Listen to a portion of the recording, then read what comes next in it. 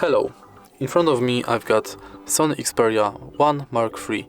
In this video I'll show you how to add different types of cards to Google Pay.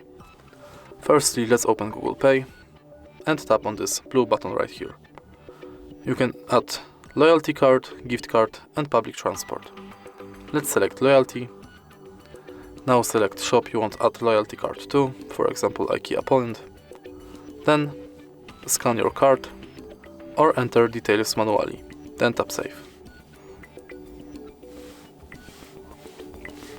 Next, we've got gift card similar to loyalty card.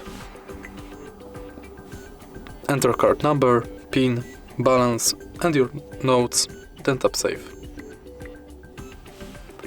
And the last thing is transit. Select your public transport. You will be redirected to a website where you have to finish the form. And that's it. If you find this video helpful, please leave like, comment and subscribe.